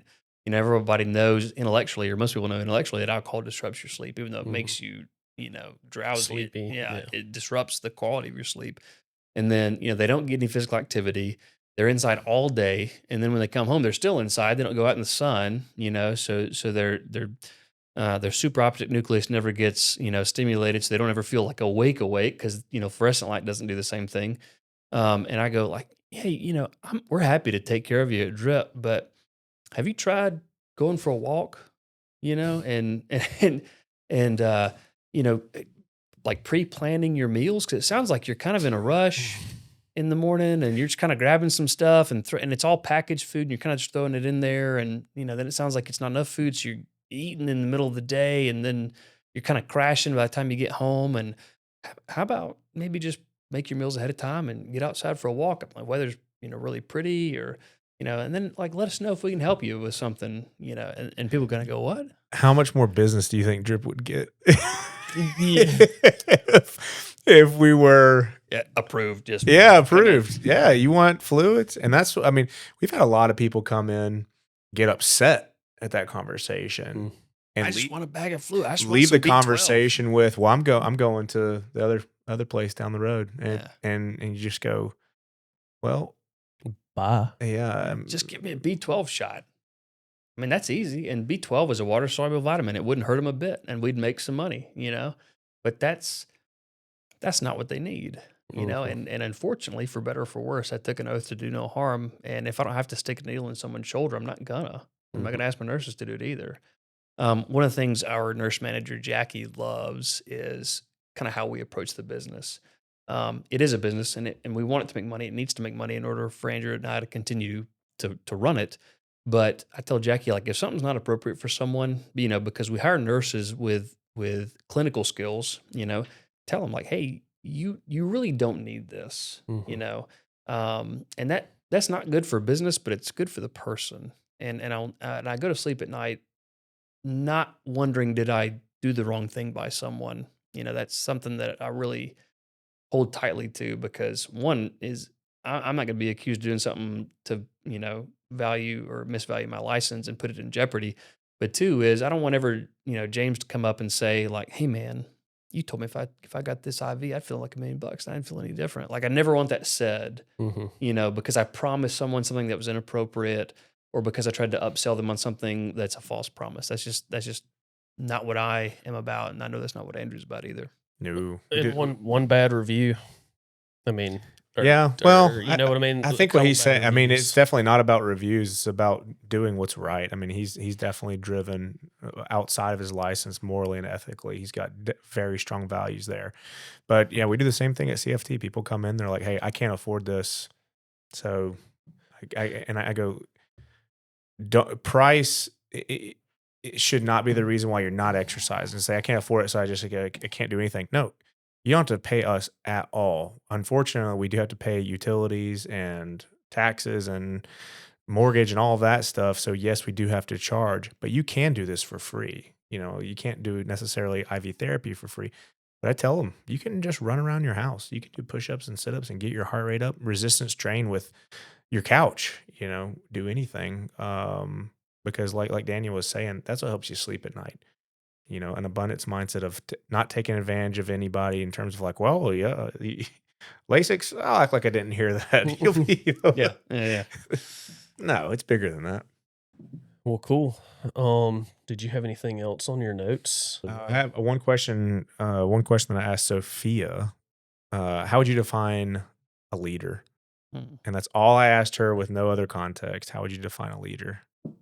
I would say that a leader is someone who influences other people positively to achieve a positive result without caring where the credit goes. Ooh, It's pretty good. pretty. Elaborate on that. So, achieving a positive outcome, not caring where the credit goes. Why is that? Well, and I think it's more than just achieving the positive outcome. Because let's say that you wanted to go and serve at a food bank, that would be a positive outcome. You know, people would get helped. You know, you wouldn't necessarily tell anybody, so you wouldn't worry about getting the credit. But that's not leading other people necessarily. But if you said, "Hey guys, I'm getting a group of folks together. We're going to go serve at a food bank this Saturday. We're leaving at 10 o'clock from CFT. If you want to come, great. If not, no big deal. But I think it'd be a really good thing for us to do for the community." You know, you're not manipulating anyone. You're not. Hey, let's take our phones and we take pictures and post it on the Instagram and blah blah blah. Get likes for it. You know, so you're not looking. There's no secondary gain there.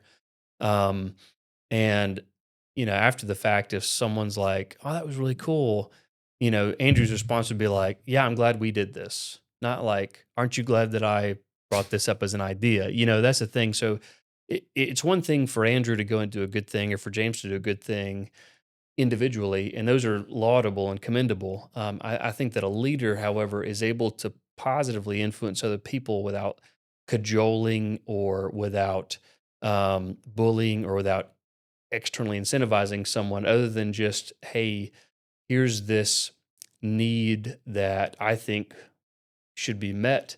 I'd love for you to join with me. And, it doesn't need to be, with words. Sometimes, I mean, you've seen people on the side of the road, someone just stops to help. So someone else just stops to help, as well. And it takes that one person stopping to help, for the next person to also stop and help at, the scene of an accident or whatever it may be.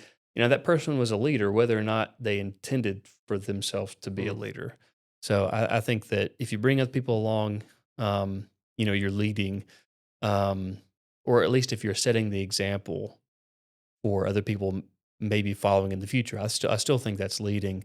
But yeah, you can't do it for credit. There's secondary gain there that I think tarnishes what you're doing when you're trying to do it for credit or for some kind of compensation or for whatever. And the outcome should be good. Like you can have, I think leaders or people that lead people to do something wrong, they're called despots, right? They're the the oligarchs that we're all Mhm. I mean, no one likes Vladimir Putin, right? Let's just be honest, right? I mean, he's a strong man. He disappears if something Yeah. happens, right? Uh, Just he's coming after me all the way down here in Alabama. But like political opponents, they're gone. Countries that don't believe in an authoritarian way of going, like they're gone. So like his own ends, they're self-serving, et cetera. And so I think it has to be the benefit has to be external to you. I think it needs to be you bring other people with you, and I think you do it without looking for secondary gain for yourself. Yeah, that's gross. One of the things that I brought up with Sophia, or when me, Soph, and James met, was Jim Rohn talked about two different types of leaders. One is a leader who's charismatic, and one who is of character.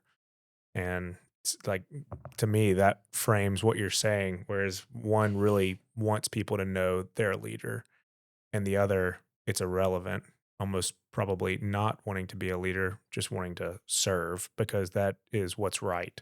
Did y'all know Volvo invented the seatbelt? No.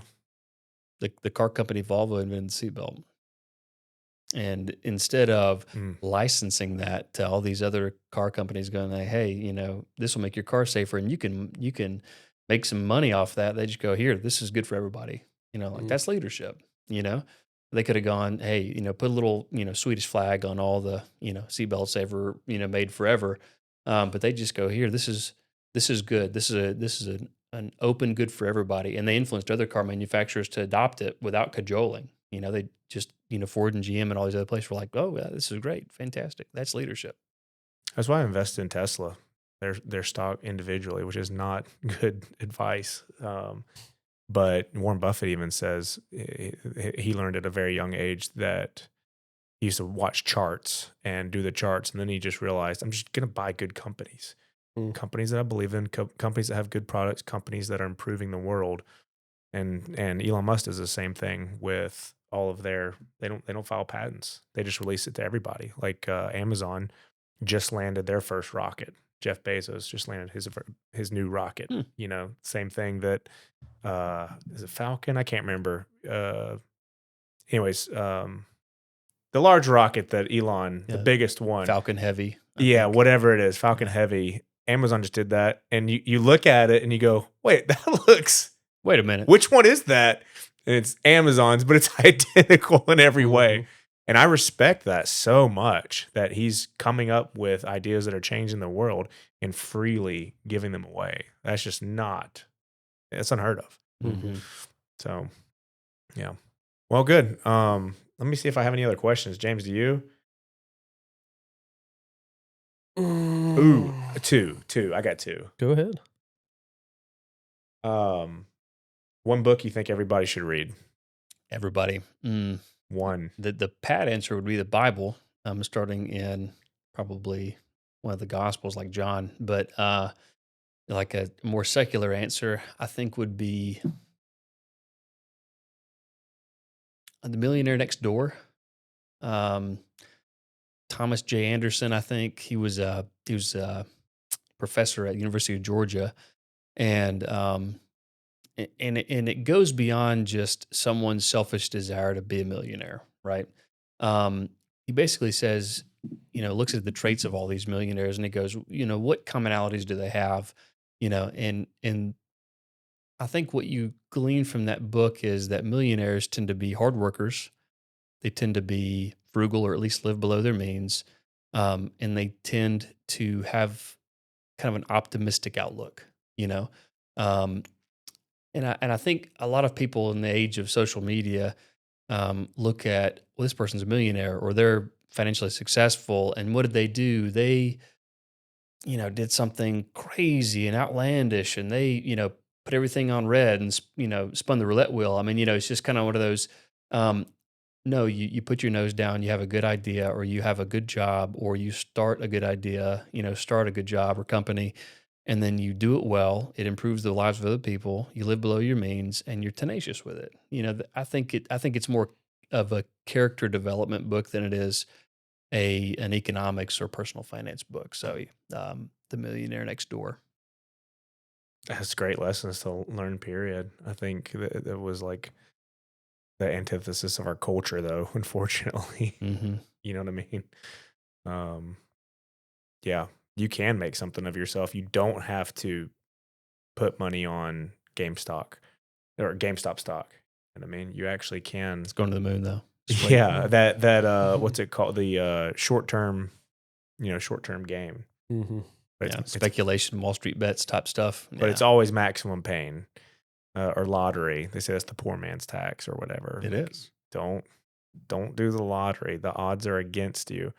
But working extra or taking a little risk, and yeah, I wish more people knew. I don't even want to say that. I want to get your take on that. In starting Drip, do a lot of doctors start businesses outside their practice? No. And then with that, I had two parts. What advice would you give somebody who wants to start a business who's scared? And then what advice would you also give doctors? Because you're a doctor, you have a family, you have very little time, yet you're running a business. So if you're scared to start a business, that's perfectly reasonable. Opening up a business is scary, right? It's kind of like I heard a preacher say once, temptation's tempting. Like, yes, absolutely. That's a very valid emotion to have. Don't let that emotion control you, though. The emotion is there to help you parse some thought that you've not been able to give words to yet. The emotion is fear. And what are the thoughts underlying that fear? Well, the thoughts are, I may not be able to support my family, or I may fail at this and people would judge me, or it may take up every ounce of my free time or whatever. But once you put words to that fear, whatever it may be, then you can start to dissect it. What's that concern? So start with verbalizing what the fear is and be specific about it and then dissect it. How do I ameliorate that? How do I get ahead of this kind of internal objection that my brain is raising? I will spend all my time there. Well, say, well, then I'm only going to work on it from the hours of this to this. And if it won't be successful in those parameters, well, then it won't be successful. Or I'm worried I'm going to lose all my money. Well, then don't stake your entire life savings on it. Why would that person in that example limit how much they're putting on the business? What do you mean? So you said I'll be spending all my time. I should only work that specific individual who's objectively and strategically limiting their amount of time. That seems counterintuitive to what a business owner should be, right? Where they're working all the time. Right. Yeah. Is that not the case? Yeah. Well, it also plays into how strongly do you believe in your business? Whether it's how, I feel like the world really needs this, or I think it can make gobs of money, or I think it could, have some other good outcome that I'm really desiring. Maybe if that's so strong, then you do away with, I'm not going to spend every minute of my waking time doing that. Like if I thought that way deep in the back of my head I had the cure for cancer, I probably would drop everything else. And, late nights and early mornings and whatever, I would be willing to sacrifice a lot to get to that potential goal. But if you're worried about it, the idea is, well, let's address those fears. Let's address those specific worries. It's kind of like, it's hard to be afraid of something that you can name, right? So put a name to it and then address that fear. Or, maybe you say, well, if I can't get it to run in a year, well, then I'll just close it down. But put some parameter on it so that you address that specific fear and are able to move past it, because fear is good for just paralyzing you. Paralysis is the worst outcome. So, if you're a pilot and you see a mountain coming at you, well, you're afraid. You should be. It's a mountain, right? But you can't let it paralyze you, because if you do, you're going to run into it. So what do you do? Okay, well, do I turn to the left or to the right? Do I go above it? Do I try to land before I get to it? You have to make a decision. And so then you quickly put a thought as to, defining that fear specifically. And then you look at, how do I address that? Being very detailed, in how you address it. So there's got to be a way that you address the fear. So put a name to the fear, address it in some form or fashion. And I think it's extremely helpful to have people in a similar business, or at least a business owner to run that by, because someone can give you some perspective on that. And perspective also helps demystify things and reduces fear. Or maybe they go, yeah, you're right. Like, that's a terrible idea, and maybe that's enough to cause you to step away from that. But I think that putting a name to it and then addressing that specific concern you have is probably the biggest thing that you can do to not be paralyzed by your fear. And then for doctors are very comfortable, because you know one thing very well, and then everything else, not much, right? So doctors know medicine, their specialty, very well. Like, doctors don't even know other specialties well, just their specialty very well, and everything else is kind of here.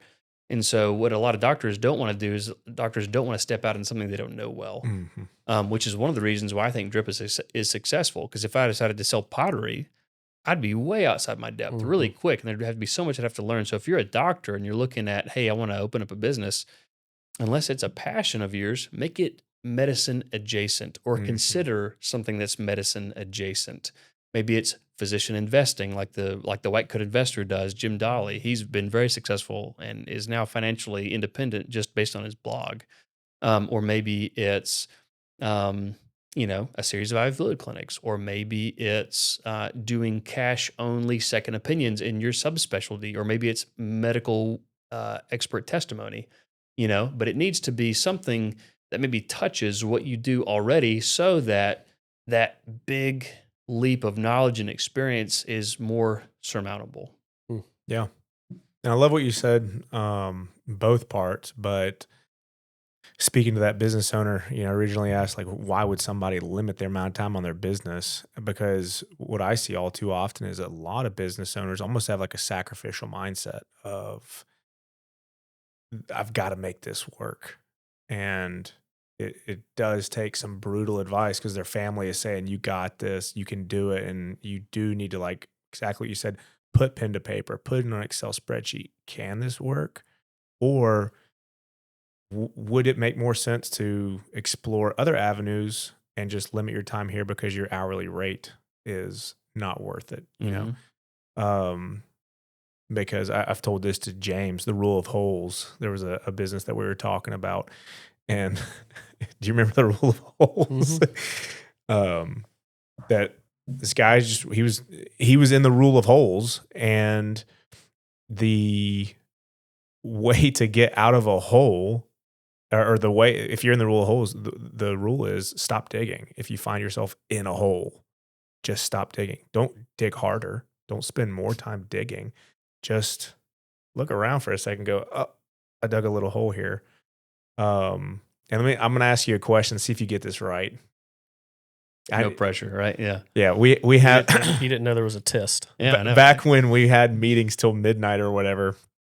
I don't know why, but every now and again there would be some, like on X, Twitter, be like some tangent, whatever, and he's like, stop, let me solve this real quick. I'm like, dude, it's like 3 circles area, here's the tangent, and this is the degrees. Oh yeah. And he would sit there, so I know when I say, if let's see if you can get this right, his mind is on fire.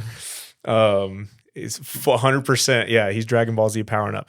So, okay, here's the example. Imagine you're on a plane. You're a passenger, just like everybody else. and it's a flight to London, and let's just say it's 20 hours. There's old people on the plane. Have I given you this? Okay. I want you to answer 2. So get your answer. I feel like I'm going to do worse. I bet you I want will. James to go first. I bet you will. I'm going to do way worse. Full disclosure, Daniel's probably the most likely to get it right, but I got it wrong. I want to tell you that. I got it wrong. Okay. And that's yeah. So I don't know that that's going to make me feel better. Okay. You can get it wrong worse. No. Oh, you wait. Yeah. So you're in a plane, 20-hour flight. There's old people, elderly, sick. There's babies, newborns, infants, kids, and 20-hour flight. The 10 minutes in, the stewardess goes to start handing out drinks and food. They go into the cabinets, they open them, they go, oh my goodness, we did not get restocked. They sent us to London. We're supposed to supply 3 meals to every single person on board, and there's 1 sandwich. That's it. 1 single sandwich. The question is, who gets the sandwich? The pilot. Okay, that's your answer. What do you say? Freaking turn around and go back and get the food. You can't turn around. Oh. Can't turn around. Why not? Why are you adding rules? You can't. You got to go. Come on. Who gets the sandwich? Yeah, who gets the sandwich? Do you get the sandwich? Baby, elderly, the pilot's on board? Does the stewardess not tell anybody? I have no clue. She ate them all. It's her no fault. Clue I have no clue. Well, whatever first thing that comes to mind, got to answer. I'm locked up, dude. Wow. Okay. So the answer, I want to know your answer. I don't have an answer. My answer was turn around and go back All to right, food. so James's answer, I'll interject here. James's answer is nobody gets the sandwich. Everybody's equally hungry on this flight. In James's psychotic Saw 7 world, everybody has to stare at the sandwich. I don't know. I honestly, I was gonna say there's no wrong answers. I think that is. I told you, dude. I told you. I said I'm going to do really bad at this. Mine was. You said 10 minutes in, like turn around and get more food. Like, yeah. So I guess I should have said 10 hour. Yeah. Anyways, but the example. So Daniel's exactly right. You're right. The pilot gets the sandwich, and what most people in business find out, because every business person is a normal person. It's not like you evolve into some, like Pokemon new person. Everybody gets into this and it becomes sacrificial. Like, I'll do more. I'll stay up late. I'll say yes to everything. I'll go everywhere. And so what most people say, unfortunately, and Daniel is exactly right, is feed the old person or I've had people say feed themselves, which is definitely, you don't need to, that would be crazy. But you feed the pilot, because what happens if the pilot passes out from the flight? Those things fly themselves nowadays. Yeah, that's well. I mean, I don't think they land themselves though. I think it's still the work in progress as the landing. Yeah, and we've also had a couple plane crashes here recently. Well, I mean, they all land. Oh, yeah, they all do come down. Dark comment. They all hit the ground eventually, says James. But that is usually a lesson that people learn too late, is that they have been giving the sandwich to everybody else. They're not limiting their exposure to everybody. They're overworking themselves. They're underpaying themselves. And sometimes you do need to have a lifeline of someone giving you some advice, So, yeah. When Andrew said, I choose the pilot. there you go. Yeah. Next. Hey, he's the editor. He's going to edit that right in. It's going to say pilot. I'm 100% going to put me giving the answer first, and so that he looks like he stole my answer. Gum editing skills. That's fine. I don't care who gets the credit. I just want everybody to have the right answer. Oh, you must be a leader. I was going to say that speaking to Andrew's point, just here recently, we started to actually take a little bit of money out of the business, and we put 2 years into it. And in kind of in my head, I was like, all right, I've just shackled myself to this albatross, and I'm just, spending time on this. And we'd gotten it to the point where it didn't take a lot of time, but it was still taking time, and it was just like, okay, I got to do this now. I got to do this now. And then Andrew was like, hey man, I think we can start taking a little money out. I mean, it's not, neither of our lifestyles changed with this, that we took out of Mhm. drip.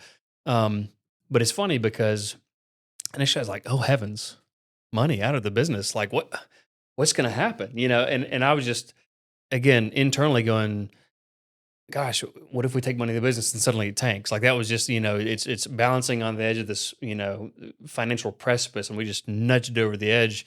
And he's like, no, man, it's doing great. It's doing fantastic. Like, we'll pull a little bit of money out, and like, otherwise, like, why are we doing this? And I was like, okay, all right, if you say so. And so compulsively, the first few weeks, like after we took a little money out, I was like, oh, just checking this. Okay, all right, we're still okay. We're still okay. Nah. And it's such a small amount compared to like how well the business has done, that it was just after a few weeks, or a few months, it was like comical, like that I was worried about it in the beginning, but yeah, and then suddenly, those hours that I was spending on drip did not feel like a chain around my neck anymore. It felt like, Mm. oh, I'm working to support this business that's helping people. Mm. Again, made me feel better about what I was doing, because I didn't feel like I was just constantly giving to the business.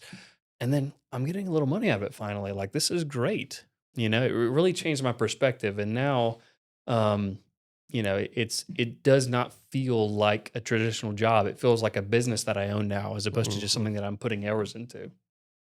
Because for a year and a half, it was definitely a job. Yes. It was a hard job. What was the hardest part you think during that time? Like something that stands out to me is um, that sheet. That was the hardest part for me. Yeah, yeah. Andrew has taken every objective piece of data that you can put in the business, and it's on a Google I've spreadsheet. seen it. Uh, I've 100%. Yeah, it's the craziest thing we've ever he seen. told me one day, he's like, "I thought I lost the spreadsheet." It's like an existential crisis because I thought the spreadsheet was gone. Um, but yeah, that is a masterwork. On my end, I think the hardest thing was. Uh, I don't know, addressing things as they arose, especially in regards to personnel, Mm. learning how people operate. Because in my clinic, I tell my staff what I wanted to do, and they do it. But like hiring people when people wouldn't show up, or they'd get sick, or they would have some kind of need that, in my mind, like, should not affect their work at all. Mhm. This is you have a social something here. Like, this does not translate into the 4 hours you're supposed to be working at Drip. And it did for that person. And I was unused to putting myself in the position of an HR person and thinking more as a sociological, interaction. That for me was probably the hardest thing, was that aspect of it. Mm. Yeah. Very different. Yeah, yeah, it's tough. Yeah, we spent a lot of time like, how do we overcome this? Because yeah, it's a you say HR. I don't think left to my own device I would ever say HR because I've never been in like in a corporate environment where I have somebody to do that, and it's tough having that dual role of here's what has to happen because you know all the bad that will come if nobody shows up on Right. Thursday with the softness and you as Daniel, you're known as Daniel, not just some boss. How do you kind of meld those two things? So what would be your advice in that for somebody that's going through how do you tell somebody something they may not want to hear or is tough, and how to communicate basically to those difficult situations? I think the first thing is try to give people the benefit of the doubt. And I know that you've done that in the past with people. That's hard for me to give people the benefit of the doubt, because I'm a very black and white, right and wrong kind of person, just as my personality. But giving people the benefit of the doubt, I think, is paramount, because you can quickly put your foot in your mouth, at best, or make a very congenial work relationship untenable, Mm. at worst, by not giving some of the benefit of the doubt. So I'd say that's the first thing. And then kind of falling out of that naturally is, you shouldn't say, why didn't you show up, or what happened, or you had this job and why didn't that happen? It was, hey, seeking to, I guess, get more information. So, so and so told me that you got sick. First of all, are you feeling okay now? Is everything okay now? Or do you need anything? What happened leading up to that? Was there any inclination or indication before that you were getting sick? Can I refine my systems in such a way? Would it be helpful that if we reached out the week before and asked her, "Hey, is everybody feeling okay?" I'm trying to just seek to understand, and a few things will happen. One is you'll learn kind of someone's approach to their job, but based on their response. Because if their response is defensive, that tells you something about that person. But then also someone would say, "Yeah, I've been trying to give away this shift for the last 10 days and no one would take it." Well, then that's a systems problem for me. I've got to fix that systems problem. Or, sometimes it's just crap luck. No, I was fine. And then I woke up this morning and I was vomiting my brains out. Man, that's awful. I'm so sorry. And then maybe it's still a systems problem because, we have a backup. Like Jackie's our backup now. And so if someone can't make it, she comes in and she covers the shift, but it's also incentivizing her because she gets paid a certain amount more. And so, I think the first thing would be, empathy and giving them the benefit of the doubt, and then seeking to understand because, again, you may have a systems problem that you weren't aware of. But even if your systems were fine and someone just kind of, I'm not gonna say took advantage of the flexible nature of the employment agreements that we have in place at Drip, you learn something about that person, and maybe are refining based on that knowledge what you're looking for in future team members. So that'd probably be it. Yep. And we have some stellar employees. We have some stellar fantastic nurses. Yeah. I tell people, like, I don't stick you. Andrew doesn't stick you. They don't come in to see me. They don't come in to see Andrew. They come in to see the nurses, and the nurses are the ones that provide the service. And it is a stellar service. I was pleasantly surprised because we offered the opportunity for clients to tip the nurses. I was like, man, y'all are getting crazy good tips. Like, y'all are fantastic at this. And they really are. I mean, it's a great group of people to work with. Yep. 100%. Yeah. We won best wellness clinic, and I shared it to my personal page. And that was like the first thing I said, thanks to all the nurses. Yeah. Because no doubt. we have 50 Google reviews. Nobody's ever been stuck by me. Nobody's ever heard me talk about B12. It's all the caring, incredible staff members at Drip. So yeah, the reviews are all about the nurses, honestly. Yep, mentioned by name. Yeah. Okay. You got That's anything awesome. else, James? No. I'm going to have to wrap up and go get the kiddos some dinner and myself some dinner as well. But, dude, thanks for taking the time to – this was fun. This was good. Yeah. Good conversation. And we could probably have gone – I mean, we've been going right at I hit record 2 hours ago. Really? And it doesn't feel like that. And we could probably go another couple hours. And I even told Daniel, I was like, we're going to aim for an hour, probably an hour and a half, plan for an hour and a half. And here we are. It's tough. It's tough. It's cool. And this is good stuff. Thanks again for coming on. We'll definitely have you back on and continue to get like drip updates and stuff like that too, because I think there's so many other things we could have dove into, because I really wanted to hear about also like your history of what brought you into medicine. And so we'll have to dive into that next time. Same. For sure. That was even in my notes, medical school, all that stuff. I want to know how he got into Andrews here in Alabama. But yeah, we'll do it again. Thanks for having me, man. It was a lot of fun. I was kind of nervous about this is my first podcast to be on, and it's pretty easy. Yeah, it's pretty comfortable. So thanks for making it easy on me. Yeah. Well, cool. If you've watched this far, thanks so much. We are going to be doing a lot more of these, hopefully every 2 weeks. That's kind of what we're shooting for. So we'll see how that goes, and we'll see you guys in the next one.